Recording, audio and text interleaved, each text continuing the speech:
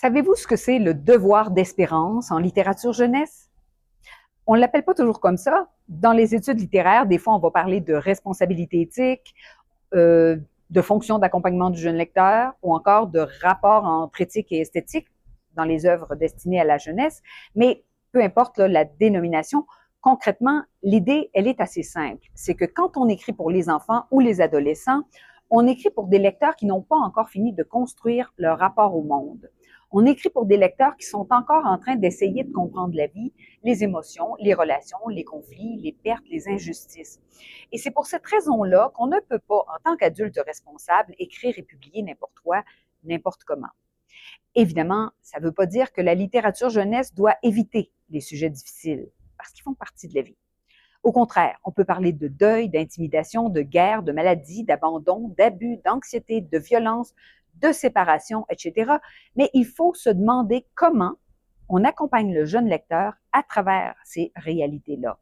Parce que si en littérature jeunesse, la noirceur n'est pas interdite, le désespoir, lui, représente un grand danger. Le texte peut être grave, il peut être bouleversant, il peut même confronter le lecteur à des réalités très dures, mais il devrait toujours laisser une forme d'ouverture.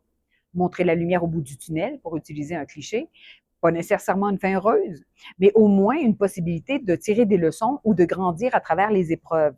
Alors, ça peut être un lien qui se crée, une ressource intérieure qui apparaît, un adulte qui écoute, un personnage qui comprend quelque chose, une porte qui s'entrouvre, une manière de continuer à vivre malgré ce qui a été vécu. C'est ça, le devoir d'espérance. Ce n'est pas édulcorer la réalité, mais c'est refuser de laisser le jeune lecteur seul avec une vision du monde complètement fermée, obscure, déprimante et sans espoir. Un livre jeunesse, ça ne sert pas seulement à raconter une histoire, ça participe aussi à la construction intérieure du jeune lecteur. Et quand on écrit pour des jeunes, il faut toujours se demander, se poser cette question-là, qu'est-ce que mon histoire laisse en eux une fois la lecture du livre terminée? Je suis Nadia Gosselin, la fondatrice du Pigeon décoiffé, conseillère littéraire et coach d'écriture.